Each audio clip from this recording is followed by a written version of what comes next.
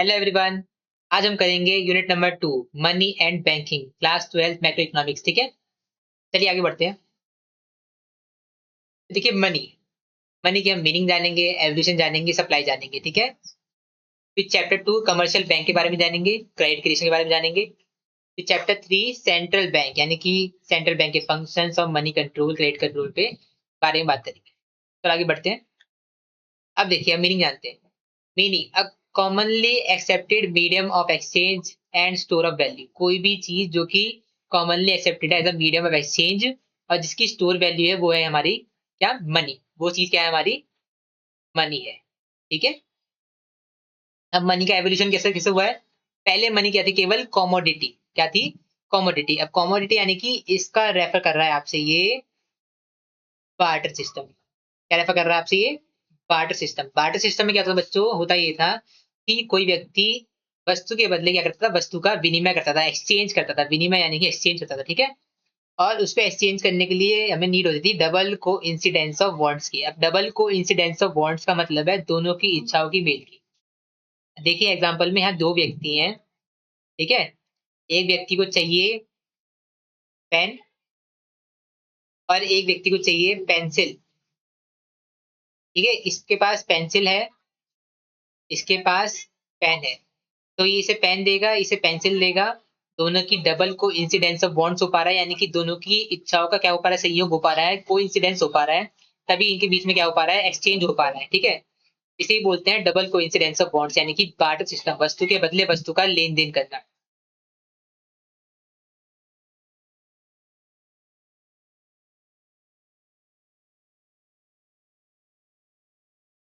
तो देखिए जब कॉमोडिटी यानी बार्टर सिस्टम बंद हुआ उसके बाद आया मटेलिक। मटेलिक यानी कि कॉइन्स वगैरह, सोने के सिक्के, चांदी के सिक्के, लोहे के सिक्के, तांबे के सिक्के, ये सब आया हमारा मेटेलिक एरा, जहां पर इसको मनी माना गया।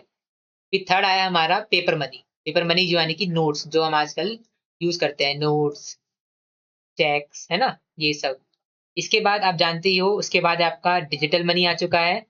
और डिजिटल मनी से भी पहले क्या आ चुका है, डिजिटल मनी से पहले आ चुका है आपका प्लास्टिक मनी। क्या, प्लास्टिक मनी। प्लास्टिक मनी यानी कि डेबिट कार्ड, क्रेडिट कार्ड। ठीक है, और लास्ट में है डिजिटल करेंसी। डिजिटल करेंसी में यानी कि क्रिप्टो और आपका यूपीआई। ठीक है, अब हम जानेंगे फंक्शंस ऑफ मनी। क्या जानेंगे हम लोग, फंक्शंस ऑफ मनी। अब फंक्शन ऑफ मनी में देखिए मनी के चार फंक्शन है। पहला है मीडियम ऑफ एक्सचेंज, दूसरा है आपका मेजर ऑफ वैल्यू, यानी कि आप किसी वस्तु की वैल्यू को माप सकते हो मनी के रूप में, है ना। तीसरा है स्टोर ऑफ वैल्यू, आप मनी को लंबे समय तक स्टोर कर सकते हो।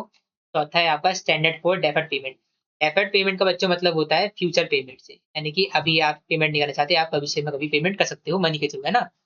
लेकिन अगर बार्टर सिस्टम देखा जाए तो जो मनी के चार फंक्शंस हैं, यही बार्टर सिस्टम के क्या है, लिमिटेशंस है। क्या है, यही यही है लिमिटेशंस ऑफ बार्टर सिस्टम। ठीक है, या ड्रॉबैक्स बोलिए, लिमिटेशन बोलिए, बात एक ही है ना।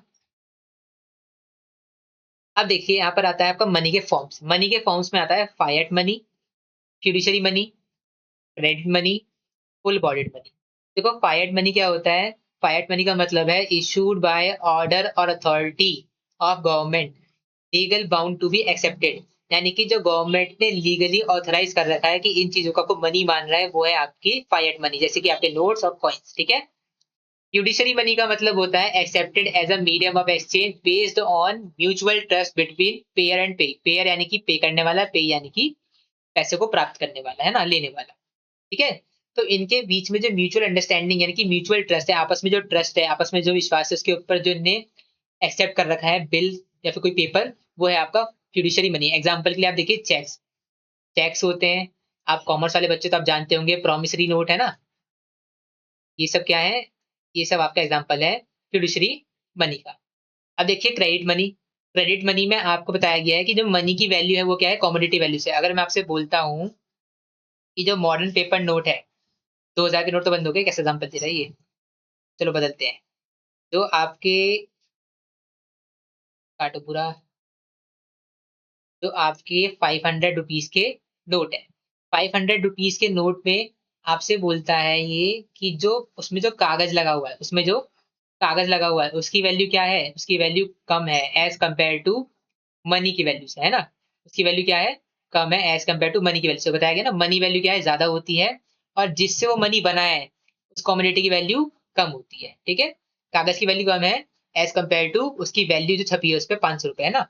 अब देखिए फुल बॉडीड मनी। अब फुल बॉडीड मनी का मतलब होता है मनी वैल्यू बराबर है किसके, कमोडिटी वैल्यू से। तो जो ब्रिटिश काल में कॉइन थे, सिल्वर कॉइन, उस पे जो छपा हुआ रहता था, मान लीजिए अगर 1 रुपए छपा हुआ है, तो उस समय जिससे वो कॉइन बना, यानी कि जिस सिल्वर से वो कॉइन बना है, उसकी वैल्यू भी उस समय 1 रुपए ही होती थी। ठीक है, तो जो छपा है उसकी वैल्यू बराबर हो किससे, उसके बने हुए मटेरियल से, जिस मटेरियल से वो बना है ना। अब देखिए supply of money. Supply of money में आपका 1 2 3 4 मेजर्स है, लेकिन आपके सिलेबस में M1 है, केवल क्या है, M1 में आता है आपका सी यानी कि करेंसी, यानी नोट्स और कॉइन्स हेल्ड बाय पब्लिक, जो पब्लिक के पास में है। ईडी का मतलब है डिमांड डिपॉजिट, यानी कि बैंक में जो डिपॉजिट है कमर्शियल बैंक के पास में लोगों का। ओडी का मतलब है अदर डिपॉजिट विद आरबीआई, जो आरबीआई के पास में डिपॉजिट है अदर पीपल का, अदर पीपल यानी कि अदर ऑर्गेनाइजेशन, यानी कि कमर्शियल बैंक, नाबार्ड, फॉरन अदर इंस्टीट्यूशनल, है ना। अब यहाँ एग्जांपल दे, ओ मीनिंग दे रखी है आप लोगों को, तो मीनिंग देखते हैं। सप्लाई ऑफ मनी की, मनी सप्लाई की, supply of money is a stock concept. Supply of money क्या है, स्टॉक कंसेप्ट है। ठीक है, measured eight a specific point of time. अब जो आपका स्टॉक कंसेप्ट है, स्टॉक कंसेप्ट का मतलब आपने पढ़ा है कि जो आपके स्पेसिफिक पॉइंट ऑफ टाइम पर, स्पेसिफिक पॉइंट ऑफ टाइम पर क्या किया जाए, मेजर किया जाए। ठीक है, एक पॉइंट ऑफ टाइम पर मेजर किया जाए उसे बोलते हैं स्टॉक कंसेप्ट। और जो ग्रुप ऑफ टाइम या पीरियड ऑफ टाइम पे मेजर किया जाए उसे बोलते हैं फ्लो कंसेप्ट। क्या बोलते हैं, फ्लो कंसेप्ट। ये आपका एमसीक्यू में आएगा बच्चों, ध्यान रखना है ना। ठीक है, तो मैं बता देता हूँ दोबारा समझाने के बाद आपको। तो ये जो मनी सप्लाई है वो क्या है आपका, स्टॉक कंसेप्ट है। क्यों, क्योंकि वो एक स्पेसिफिक पॉइंट ऑफ टाइम पे मेजर किया जाता है। इसमें मेजर क्या करते हैं, इसमें मेजर करते हैं producers of money are the government and the banking system. तो सिंपल मीनिंग बताता हूँ मैं आपकी, इसमें डिफिकल्ट कर रखी है, कंफ्यूजिंग सी। तो मनी सप्लाई का मतलब क्या है, मनी सप्लाई का मतलब है एक स्पेसिफिक पॉइंट ऑफ टाइम पर, एक पॉइंट ऑफ टाइम पर एक कंट्री में लोगों के पास जो पैसा है, अगर हम उसको टोटल कर दे सभी लोगों का, तो वो बन जाएगा आपका मनी सप्लाई। क्या बन जाएगा, मनी सप्लाई। अब मनी सप्लाई का मतलब क्या है, मनी सप्लाई का मतलब है एक कंट्री में रहने वाले लोगों का किसी भी एक डेट पे, एक टाइम पर, है ना, उनके पास रखा हुआ पैसा अगर हम जोड़ दे, टोटल कर ले, सम कर ले, तो बन जाएगा आपका मनी सप्लाई। क्या बन जाएगा, मनी सप्लाई। ठीक है, अब यहाँ बताया गया कि मनी का प्रोड्यूसर कौन है, मनी का प्रोड्यूसर गवर्नमेंट भी है और बैंकिंग सिस्टम भी है। बैंकिंग सिस्टम यानी कि कमर्शियल बैंक भी है और सेंट्रल बैंक भी है ना, और गवर्नमेंट भी है। गवर्नमेंट क्या करती है, 1 रुपए के नोट और कॉइन कौन इशू करती है, आपकी गवर्नमेंट करती है इंडिया में। ठीक है, अब देखिए क्वेश्चंस में आपसे बोला है, क्वेश्चंस में कि only net demand deposits are included in money supply, यानी कि आपके नेट डिमांड डिपॉजिट क्या होते हैं, मनी सप्लाई में इंक्लूड होते हैं। वो इंटर बैंकिंग क्लेम्स को इंक्लूड नहीं करते। इंटर बैंकिंग मतलब कि बैंकों के साथ में जो भी पैसों का लेन देन है उसे इंक्लूड नहीं करते। तो हम पढ़ते हैं चैप्टर 2 यानी कमर्शियल बैंक के बारे में। देखो, financial institution that accept deposit from the public and advance loan for the consumption and investment to the public. तो सिंपल सा बोल रहे हैं आपसे, जो कमर्शियल बैंक्स हैं, कमर्शियल बैंक्स का मतलब क्या है, फाइनेंशियल इंस्टीट्यूशंस जो कि पब्लिक से डिपॉजिट को एक्सेप्ट करते हैं और पब्लिक को ही क्या करते हैं, लोन प्रोवाइड करते हैं। किस पर्पज के लिए, कंजम्पशन पर्पज के लिए और इन्वेस्टमेंट पर्पज के लिए। ठीक है, वो है आपका कमर्शियल बैंक। ठीक है, अब कमर्शियल बैंक को बोलते हैं इंजन्स ऑफ मनी क्रिएशन। अब क्यों बोलते हैं आगे हम जानेंगे। तो देखिए, जो कमर्शियल बैंक है वो प्रोसेस चलाता है एक मनी क्रिएशन का, क्रेडिट क्रिएशन भी बोलते हैं उसे, है ना। उसमें आपके स्टेप बाय स्टेप आपको पढ़ाया गया है, तो मैं आपको बताता हूँ। उसमें होता है पहला स्टेप कि जब कमर्शियल बैंक क्या करता है, कमर्शियल बैंक पब्लिक से डिपॉजिट लेता है, पब्लिक से डिपॉजिट लेता है, उसे बोलते हैं प्राइमरी डिपॉजिट। क्या बोलते हैं, primary deposit. Cash directly deposit by public into saving account, ये आपका प्राइमरी डिपॉजिट हो गया। सेकेंडरी आपका है सेकेंडरी डिपॉजिट। सेकेंडरी डिपॉजिट का मतलब है loans granted by bank that are credit in the borrowers account. Secondary deposit क्या होते हैं? वो क्रेडिट एंट्री जो बोरोवर के अकाउंट्स में की गई है, पैसों की एंट्री जो बोरोवर्स के अकाउंट में की गई है, ठीक है, एज अ लोन के रूप में, वो है आपकी सेकेंडरी डिपॉजिट। ठीक है, इसको अदर नेम से बोलते हैं डेरिवेटिव डिपॉजिट। अगर हम इनको प्लस करें दोनों को, तो वो बन जाएगा हमारा टोटल डिमांड डिपॉजिट, क्योंकि ये अजम्पशन लेता है कि जिस व्यक्ति ने आपके बैंक में डिपॉजिट करवाया होगा, है ना, अगर कोई दूसरा व्यक्ति आके लोन लेता है तो आप इस व्यक्ति का पैसा निकाल करके इस व्यक्ति को लोन के रूप में दे सकते हो, लेकिन क्रेडिट एंट्री के रूप में, उसके अकाउंट में, ना कि कैश के रूप में।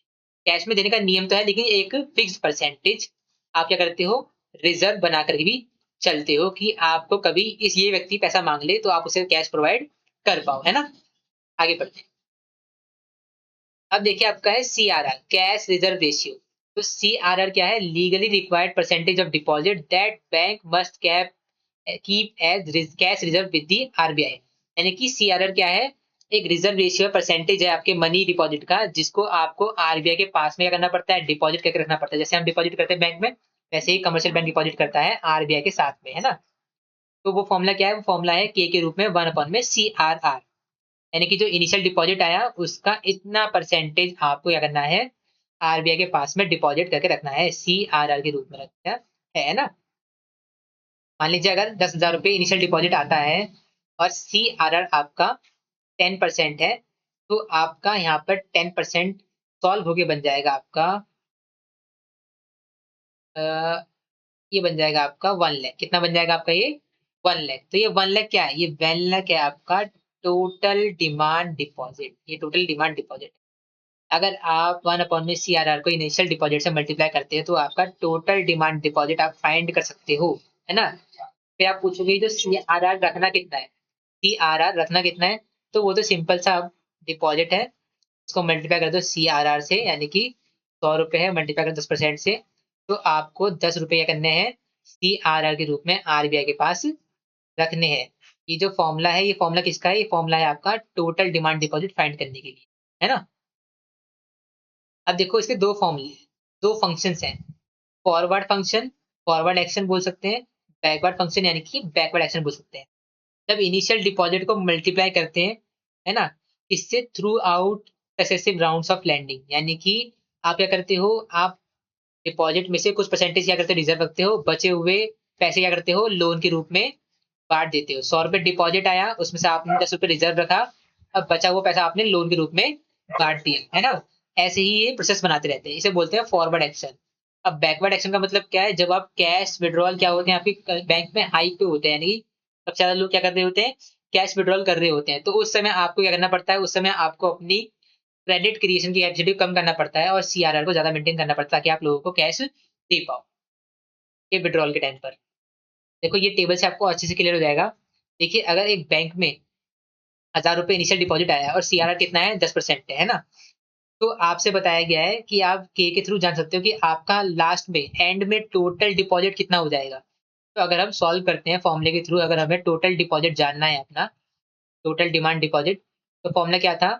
इनिशियल डिपॉजिट मल्टीप्लाई में 1/CRR। तो इनिशियल डिपॉजिट कितना है? 1,000, मल्टीप्लाई में CRR कितना है? 1% 10। ठीक है, अगर सॉल्व करते हैं तो हमारा आ जाएगा आपके पास सामने 10,000। कितना आ जाएगा? 10,000। तो जब भी हम लोन देते देते पैसा बनाते रहेंगे तो हमारे एंड में टोटल डिपॉजिट कितना हो जाएगा? 10,000 हो जाएगा, जो हमने यहाँ पर फाइंड कर लिया था। ठीक है, अब देखो सिचुएशन क्या होती है, राउंड किसके खेलते हैं। देखो ये रहा राउंड 1। किसी ने आपके बैंक में 1,000 रुपए डिपॉजिट करे, आपने 900 रुपए क्या कर दिए? लोन के रूप में दे दिए किसी और व्यक्ति को, है ना। सेकंड राउंड में किसी और व्यक्ति को दे दिए, और जो बचे 100 रुपए को क्या कर लिया आपने? कैश रिजर्व कर लिए। क्यों 100 रुपए ही क्यों करे? क्योंकि हमारा CR कितना था? 10% था, तो 1,000 का 10% कितना बनता है? 100। ठीक है, ऐसे ही अब 900 रुपए क्या हो गए? डिपॉजिट कैटेगरी में आ गए। अब इस डिपॉजिट में से 10% क्या हो जाएगा? रिजर्व में जाएगा, यहाँ लिखा रिजर्व में, और बचा हुआ पैसा लोन के रूप में। तो यही लोन बन जाएगा second third deposit. Third deposit में से कुछ परसेंटेज क्या हो जाएगा? रिजर्व में, बचा हुआ पैसा लोन में। तो यही बनते बनते ऐसे साइकिल कंटिन्यू करती रहेगी। और स्टॉप कब होगी? स्टॉप जब होगी जब आपकी टोटल डिमांड डिपॉजिट तक आप पहुंच जाओगे। ठीक है, आगे बढ़ते हैं। अब है आपका एपेक्स इंस्टीट्यूशन, यानी कि RBI, सेंट्रल बैंक। तो सेंट्रल बैंक क्या होता है? सेंट्रल बैंक हमारे इंडिया में RBI है, रिजर्व बैंक ऑफ इंडिया। जो कि होता है एपेक्स बॉडी। क्या होता है? एपेक्स बॉडी, जो कंट्रोल करता है, ऑपरेट करता है, रेगुलेट करता है, डायरेक्ट यानी कि निर्देश देता है पूरे बैंकिंग सिस्टम को एक कंट्री में, मॉनेटरी स्ट्रक्चर को एक कंट्री में। ठीक है, तो यह कंपैरिजन दिखा रहा है आपको सेंट्रल बैंक और कमर्शियल बैंक का। देखते हैं सेंट्रल बैंक क्या है, अपेक्स इंस्टीट्यूशन है, यानी कि सर्वोच्चतम है। अपेक्स का मतलब होता है सर्वोच्चतम, सबसे ऊपर, है ना। और जो कमर्शियल बैंक वो क्या है, सबॉर्डिनेट है, यानी कि सहायक है इसका, सेंट्रल बैंक का। अब देखिए ड्रिवन बाय पब्लिक वेलफेयर, या जो सेंट्रल बैंक है वो चलता है पब्लिक वेलफेयर के लिए, इकोनॉमिक स्टेबिलिटी के लिए। और जो कमर्शियल बैंक है वो चलते हैं प्रॉफिट मैक्सिमाइजेशन के लिए। ठीक है, तो यहाँ पर है सोल मोनोपोली, यानी कि जो आरबीआई इकलौता है उसकी मोनोपोली चल सकती है करेंसी को प्रिंट करने में। कमर्शियल बैंक में ओनली क्रिएट स्प्रेड क्रिएशन, यानी कि जो कमर्शियल बैंक मनी क्रिएट करता है वो मनी को छापता नहीं है, वो मनी को क्रिएट करता है किसके रूप में, जो वो लोन दे रहा है और लोन पे इंटरेस्ट ले रहा है उसके मार्जिन के रूप में। ठीक है, deals only government and other banks, जो आरबीआई वो डील करता है गवर्नमेंट अदर बैंक से, वो पब्लिक से डील नहीं करता।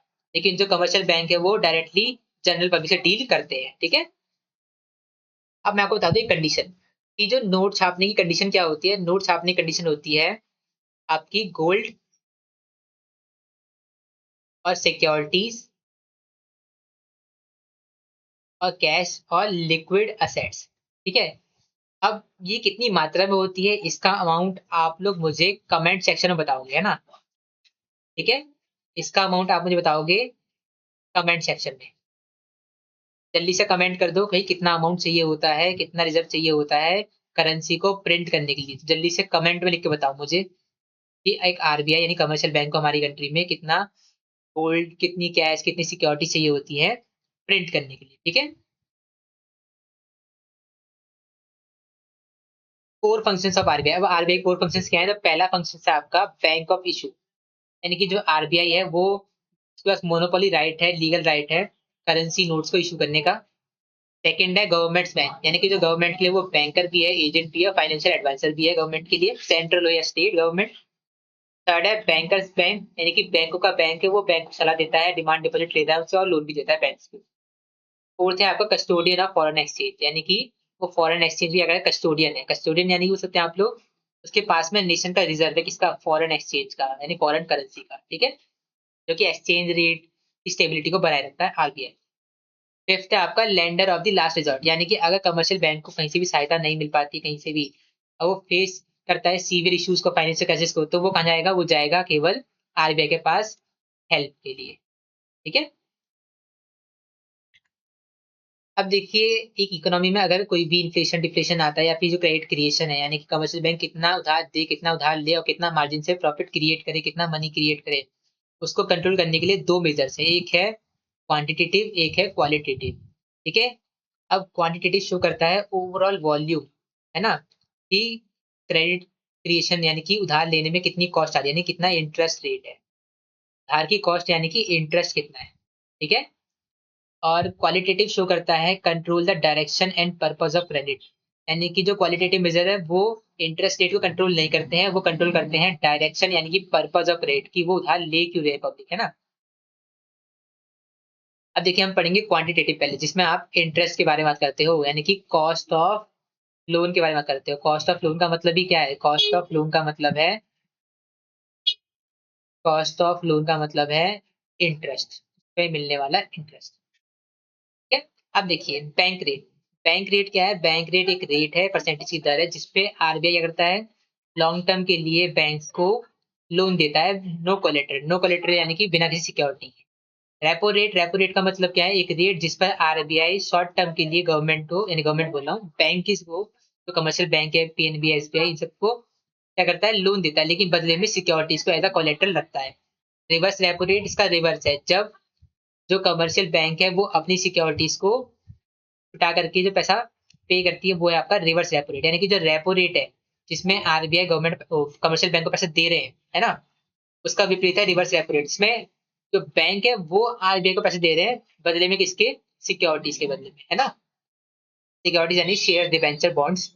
ओएमओ ओपन मार्केट ऑपरेशंस का मतलब है buying and selling of government securities by RBI in the open market, यानी कि जो आरबीआई है वो गवर्नमेंट की सिक्योरिटीज है, गवर्नमेंट के जो शेयर्स हैं, गवर्नमेंट के जो बॉन्ड्स हैं, उनको ओपन मार्केट में सेल और बाय करता है, किसके लिए, ताकि वो मनी क्रिएशन को कंट्रोल कर पाए। अगर वो पब्लिक से बाय कर लेगा तो वो लिक्विडिटी यानी कैश को क्या कर लेगा, पब्लिक से एब्जॉर्ब कर लेगा, ठीक है। वहीं पर अगर वो सेल करेगा,